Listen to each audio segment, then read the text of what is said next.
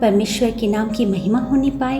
हमारे उद्धारकर्ता प्रभु यीशु मसीह के धन्य नाम से मुझे सुनने वाले मेरे सारे श्रोताओं को मेरा स्नेह अभिवादन बांटती हूँ। मत्ती अध्याय 6 उसका 12वां वाक्य इस प्रकार बताता है, और जिस प्रकार हमने अपने अपराधियों को क्षमा किया है, वैसे ही तू भी हमारे अपराधों को क्षमा कर। अनुग्रहित इस वचन में से क्षमा इस पद पर मनन करने के लिए हम परमेश्वर की शरण में जाएं। हमारी प्रार्थना किस तरह से या किस रीति से होनी चाहिए, उसके बारे में प्रभु यीशु ने हमें सिखाया है। उसी प्रार्थना का एक भाग है क्षमा।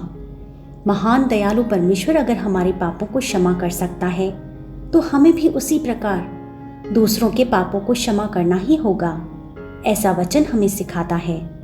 अर्थात अगर हम जानते बूझते किसी को उसके पाप के लिए क्षमा करते हैं, तो ही हम परमेश्वर के सम्मुख अपने पापों की क्षमा याचना मांगने के अधिकारी ठहरेंगे।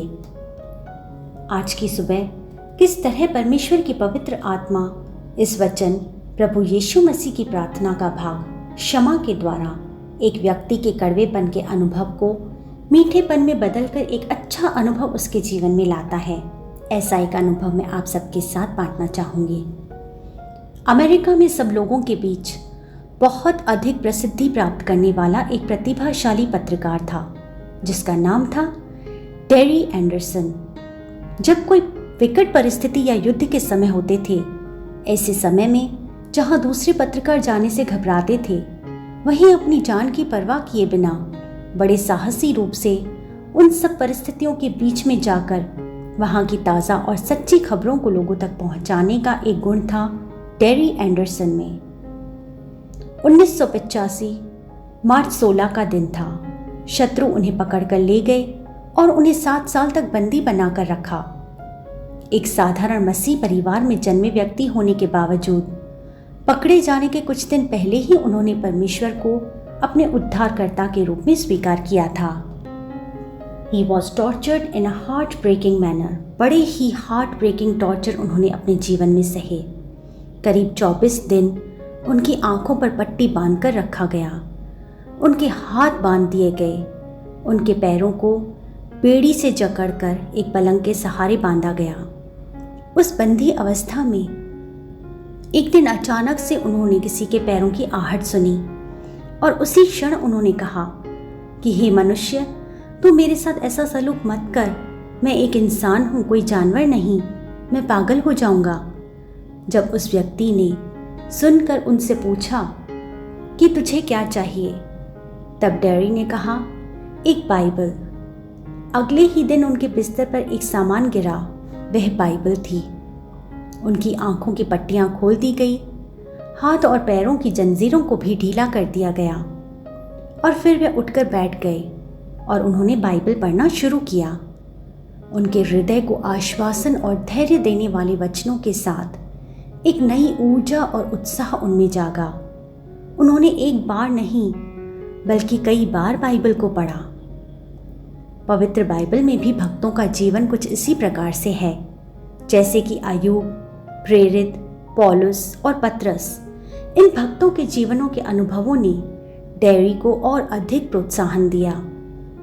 इसी दौरान जब वचन और टेरी एक साथ हो गए और जब वचन उनके जीवन का एक भाग बन गया, तब पकड़े जाने से पहले के उनके 37 साल के जीवन के अनुभव के बारे में वे सोचने लगे कि कैसा पराजित जीवन था उनका,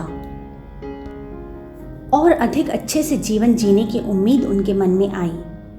इसी प्रकार दिन, महीने और साल गुजरते रहे और फिर उनकी रिहाई का दिन आया। शारीरिक रूप से दिखने में वे बहुत कमज़ोर हो गए थे, लेकिन मन और आत्मा से वे बिल्कुल भी कमज़ोर नहीं हुए। वे अपने पत्रकार साथियों से मिले।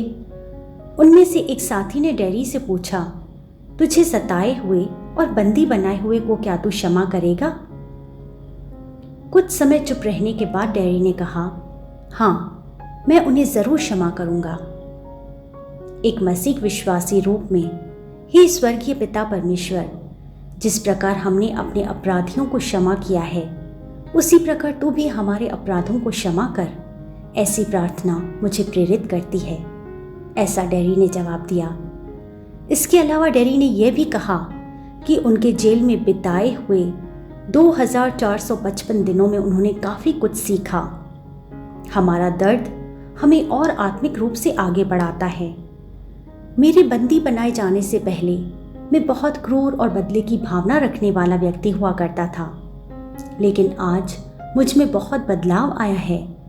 इसका कारण मुझे शक्ति देने वाले के द्वारा आज मैं हर कार्य में सशक्त हूँ। मुझे सुनने वाले मेरे प्रियजनों, परमेश्वर ने हमें जो प्रार्थना आज सिखाई है उसको हम अपने जीवन में अच्छे से आचरण करके हम हमारे जीवन में और समाज में क्षमा करने वाले होने पाएं। इसी प्रकार परमेश्वर के सामने हम भी क्षमा किए जाने पाएं और हमारी विनती को परमेश्वर अपने सम्मुख स्वीकार करने पाएं। आप सबका दिन शुभ हो। जय मसीह की।